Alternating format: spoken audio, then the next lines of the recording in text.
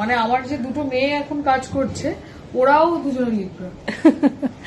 একেবারে তোমার দোকানটা তো বেশ সুন্দর দেখলাম, সব মিলিয়ে কি কি হয়েছে। আর দ্বিতীয়ত হচ্ছে যে এই মুহূর্তে ইরানের যে পলিটিক্যাল ব্যাকগ্রাউন্ডটা হয়ে গেল, যদি কিছু বলো। না, আমি এটা নিয়ে কিছু বলতে চাইনি।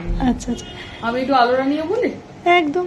হ্যাঁ, আলোরাতে তো আপনি এই সাবেকি যেমন সিলভার জুয়েলারি থেকে শুরু করে, শাড়ি থেকে শুরু করে, বেনারসি, মলমল, তারপর ওদিকে সাউথের আছে কালেকশন, মোডাল সিল্ক, সবকিছু, ইভেন রেডিমেডসও আমরা করি, ব্লাউজ করি, আর তার সাথে আমার একটা সুন্দর ছোট্ট ক্যাফে আছে। কেন বলতে চাইছো না কেন? সত্যি একটা মানে ভালোবাসার জায়গা থেকে কোথাও যেন তোমায় সরে যেতে হলো।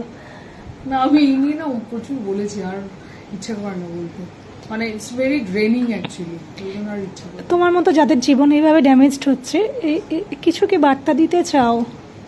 হ্যাঁ, এটা তো এখন সমাজে ছেয়ে গেছে যেটা চলছে, তো এরপরে আমার মনে হয় মানে আমি বার্তা দিয়ে কিছু হবে না, কিন্তু মেয়েরা ভেতর থেকে কোথাও গিয়ে আমার মনে হচ্ছে বুঝে যাচ্ছে যে সংসার করতে গিয়ে যে ডিভোশন তারা দেখায় আর কি, সেটা আর কেউ দেখাবে না।